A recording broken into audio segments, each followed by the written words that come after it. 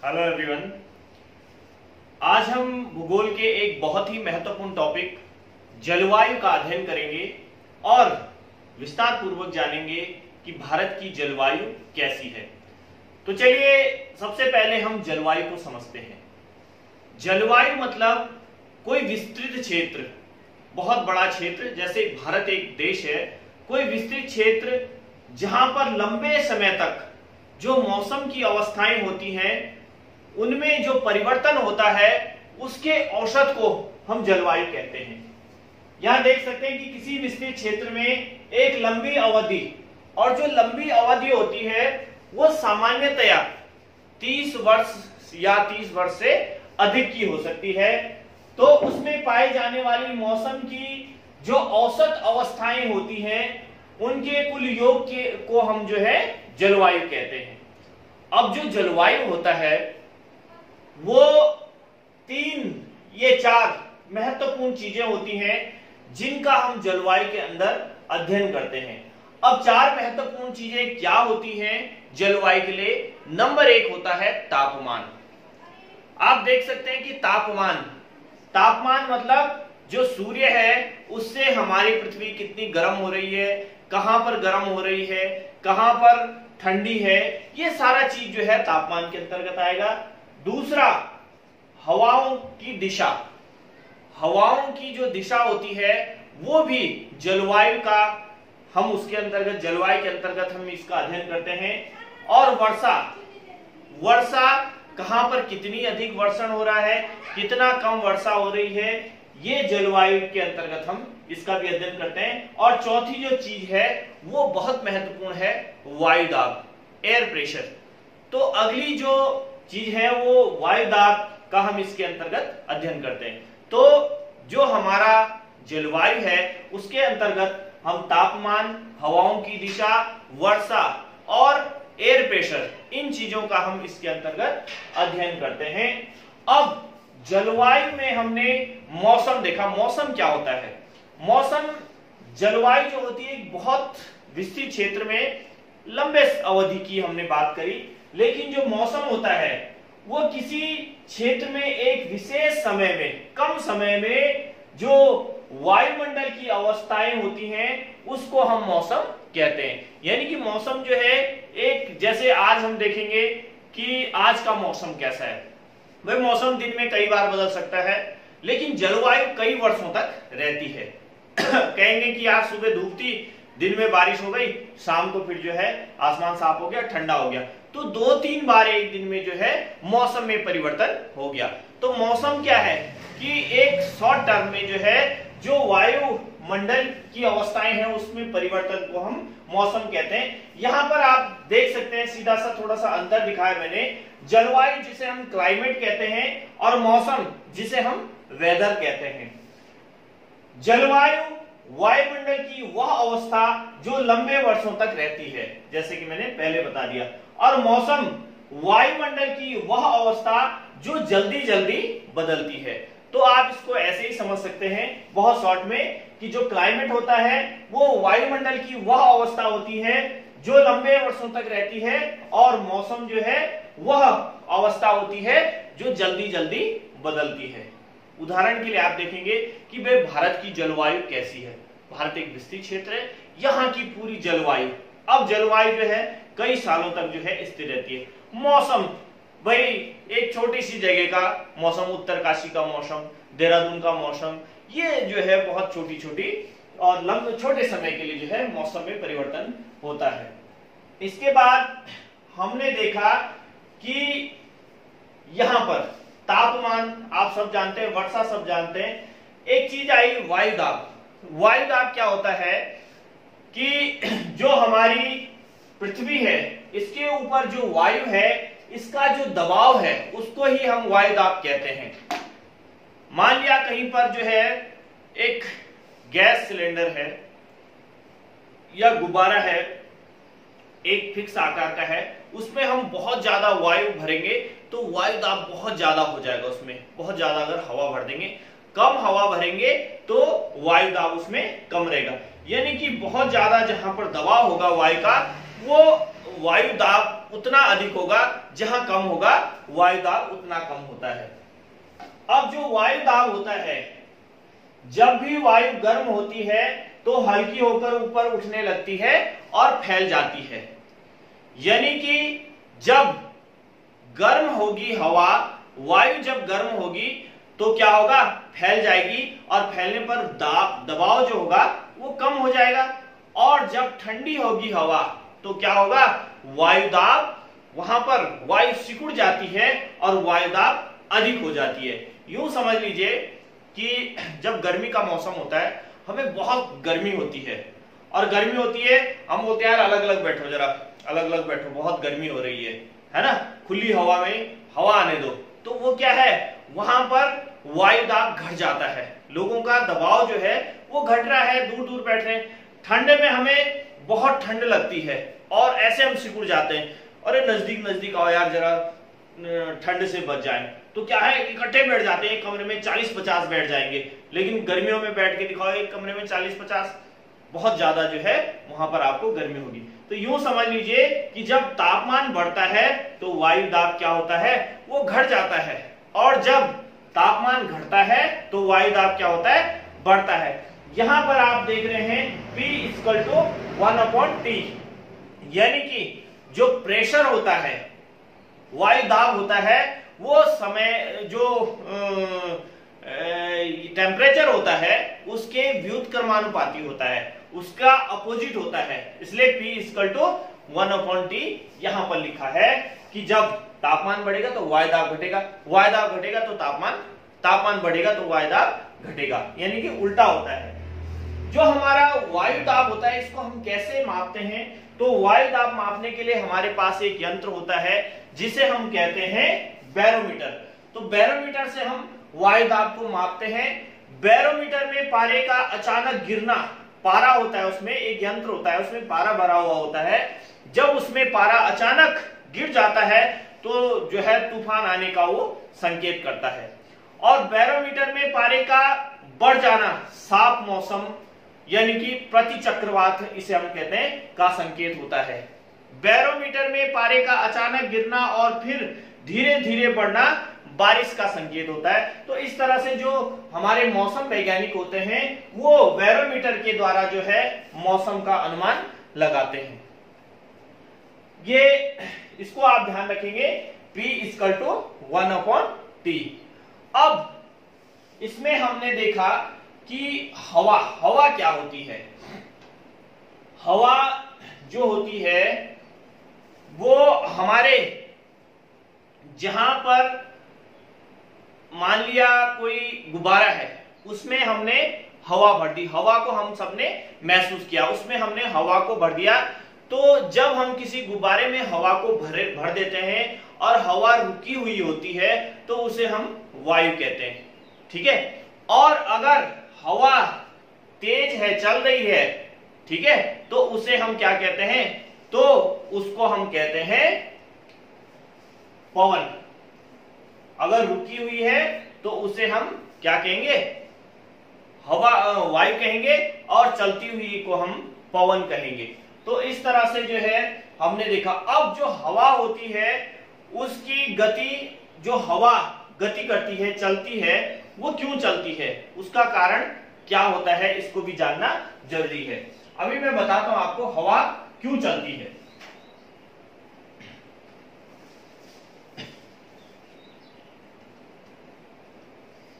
ये आप समझ लेंगे। अभी मैंने आपको बताया कि टेम्परेचर का बढ़ना, तापमान का बढ़ना और तापमान का घटना।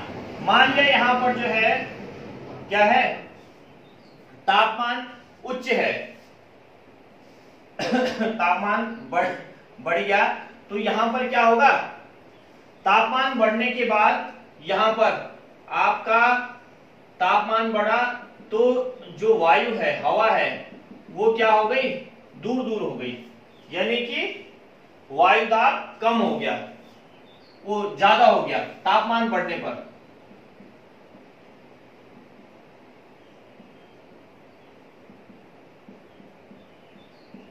अब यहां पर तापमान जब घटता है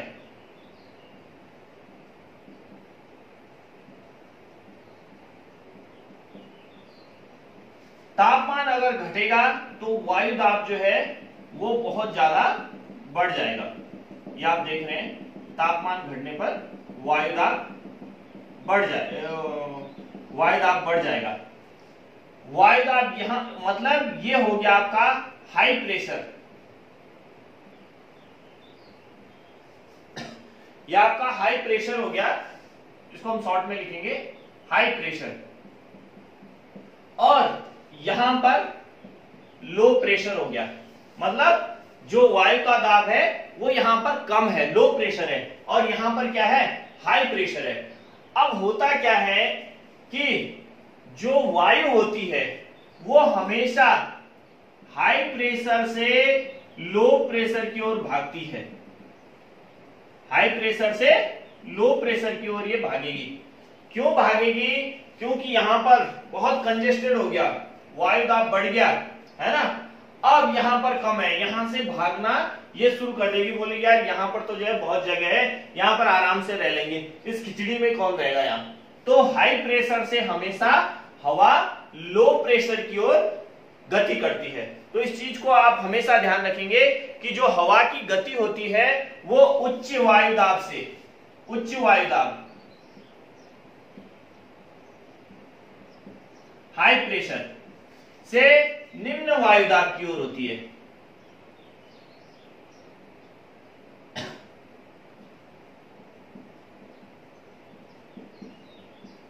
तो हवा की जो गति होती है वो उच्च वायु दाब से निम्न वायु दाब की ओर होती है। अब जो हवा की गति होती है वो पृथ्वी पर हमेशा ऐसे ही होती है, और क्या है, हाई प्रेशर से लो प्रेशर की ओर हवा चलती है। लेकिन उसमें कुछ चीज जो है वो हवा की गति को बदल देते हैं या हवा की गति को प्रभावित करते हैं। आप सबको पता है कि जो हमारी पृथ्वी है,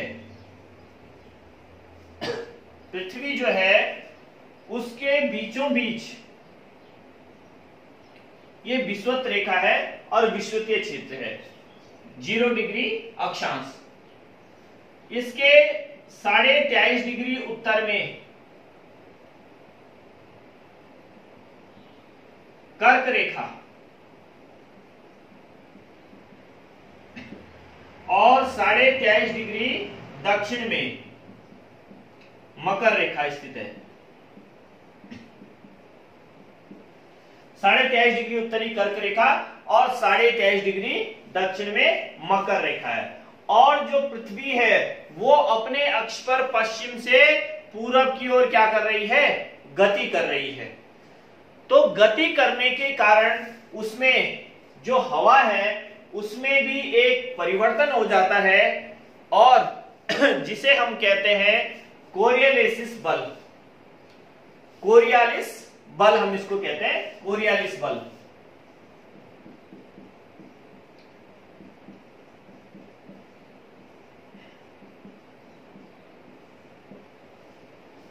कोरियोलिस बल या इसे फेरल का नियम भी कहते हैं। होता क्या है कि जो पृथ्वी के घूर्णन, घूर्णन मतलब अपने अक्ष पर जो पृथ्वी घूमती है, पृथ्वी के घूर्णन के कारण वायु की दिशा में जो विक्षेप उत्पन्न होता है, सबसे पहले इस विक्षेप का जो अध्ययन किया वो एक वैज्ञानिक थे जिनका नाम था जी कोरियोलिस। उनका नाम क्या था, जी कोरियोलिस।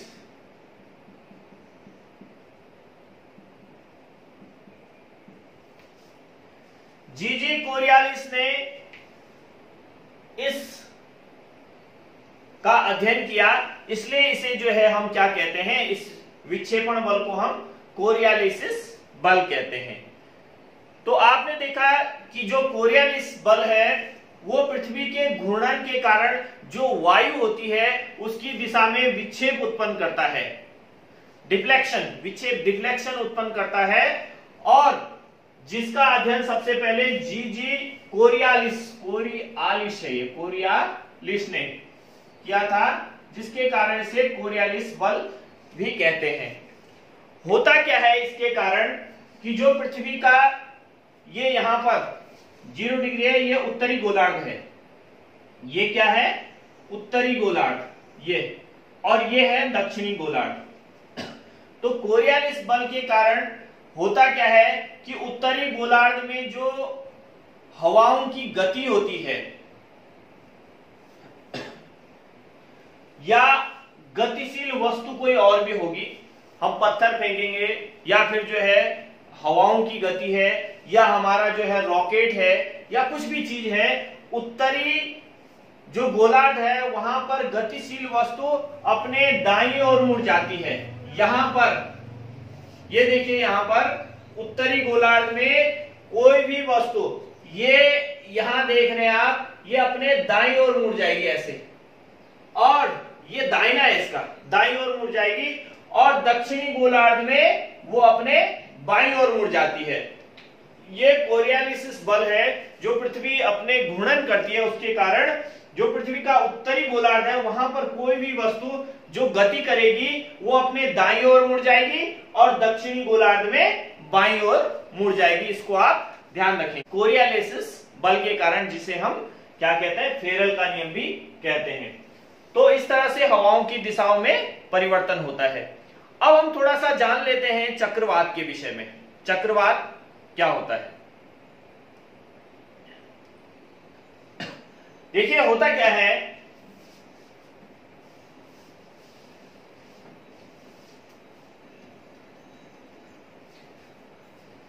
ये यहां पर सन है, सूरज है, और यहां पर पृथ्वी के तल पर जो सागर महासागर है, यहां से जो है सन का लाइट और ऊष्मा यहां पर आती है, जिसके कारण यहां पर इसका तापमान बढ़ जाता है। और मैंने आपको बताया कि जब तापमान बढ़ेगा तो हवाएं क्या होंगी, ऊपर उठने लगेंगी। यहां से हवाएं ऊपर उठती हैं, ये हवाएं ऊपर उठने लगी। अब जब हवाएं ऊपर उठी तो होता क्या है उसके बाद कि यहां पर एक लो प्रेशर बन जाता है। कहां पर? ये गर्म होने के कारण हवाएं जब ऊपर उठी तो लो प्रेशर बन जाएगा, यहां पर निम्न वायुदाब का क्षेत्र बन जाएगा, और इसके आसपास जहां पर हाई प्रेशर होगा, हाई प्रेशर उच्च वायुदाब, यहां से जो हवाएं हैं वो क्या करेंगी, हाई प्रेशर से लो प्रेशर की ओर भागने लगेंगी। मैंने आपको पहले ही बताया कि हवा की जो गति होती है वो लो प्रेशर से हाई प्रेशर से लो प्रेशर की ओर होती है। ठीक है, तो जैसे ही ये गर्म हुई, यहां पर लो प्रेशर क्षेत्र बना और हवाएं क्या हो गई, भागने लग गई, कहां पर, लो प्रेशर की ओर। अब जब क्या होता है, लो प्रेशर की ओर ये आने लगी तो यहां पर पृथ्वी का जो कोरियालिस बल है उसके कारण इसमें परिवर्तन होने लगता है, ये इस तरह से।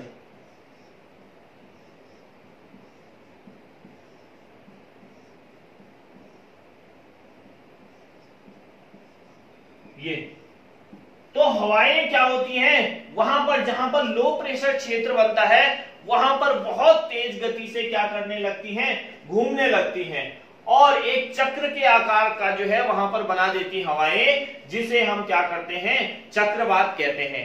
चक्रवात के बीच में निम्न वायुदाब और बाहर आप देख रहे हैं बाहर उच्च वायुदाब होता है। ठीक है, तो आप समझ गए चक्रवात क्या होता है और कैसे जो है ये बनता है। अब हम थोड़ा जानेंगे कि जो चक्रवात होते हैं उसके प्रकार। चक्रवात दो प्रकार के होते हैं।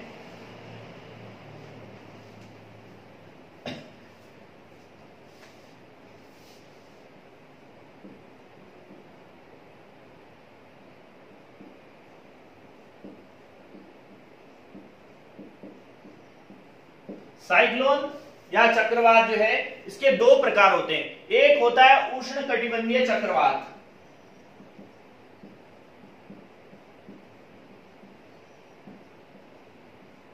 उष्णकटिबंधीय चक्रवात।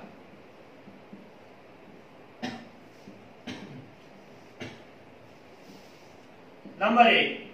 नंबर दो होता है इसमें शीतोष्ण कटिबंधीय चक्रवात।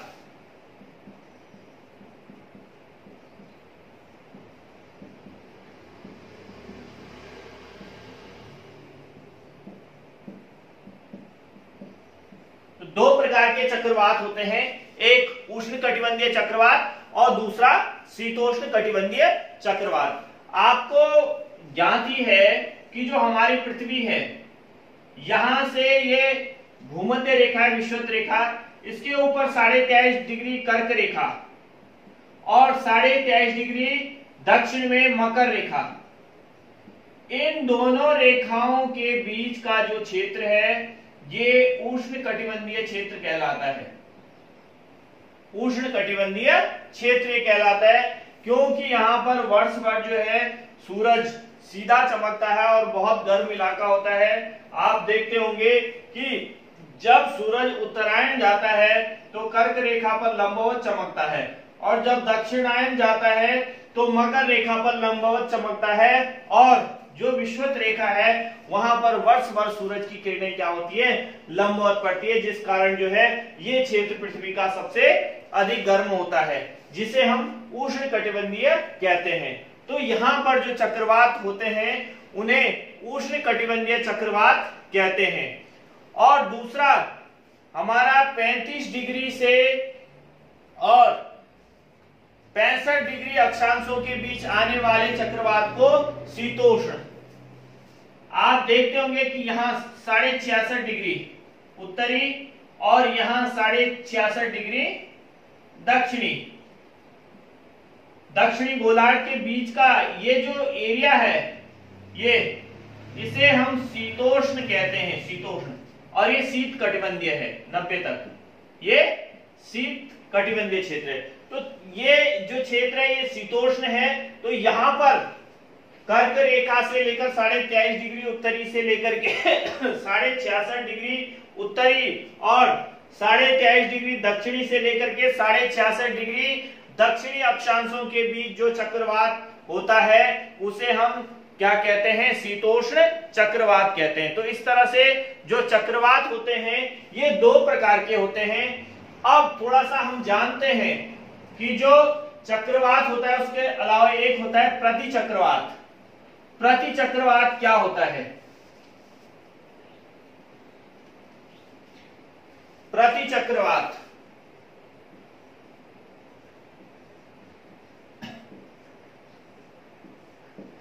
जैसा कि आपने चक्रवात देखा, जस्ट उसके अपोजिट प्रतिचक्रवात होता है।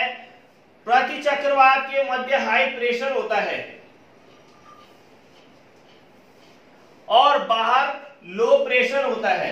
मध्य में इसके हाई प्रेशर होता है और इसके बाहर लो प्रेशर। जैसे आपने चक्रवात में देखा, मध्य में लो प्रेशर था और बाहर हाई प्रेशर था, जिसके कारण क्या हो गया, ये हवाएं जो है हाई प्रेशर से लो प्रेशर की ओर, लेकिन यहाँ जो हवाएं होंगी वो बाहर की ओर जाएंगी, लो प्रेशर की ओर जाएंगी हवाएं, इस तरह से। और जो पृथ्वी का कोरियोलिस बल है, ठीक है, हेरल के नियम के अनुसार जो है इसकी जो दिशा है उसमें परिवर्तन हो जाएगा, तो वो जो है फिर वहां पर एक चक्र का आकार ले लेता है, जिसे हम प्रतिचक्रवात कहते हैं। प्रतिचक्रवातों में मौसम साफ होता है, जबकि चक्रवातों में तेज बारिश देखने को मिलती है। ये चीज आप ध्यान रखेंगे। तो इस तरह से हमने जो जलवायु है उसके कुछ जो महत्वपूर्ण घटक हैं उसके बारे में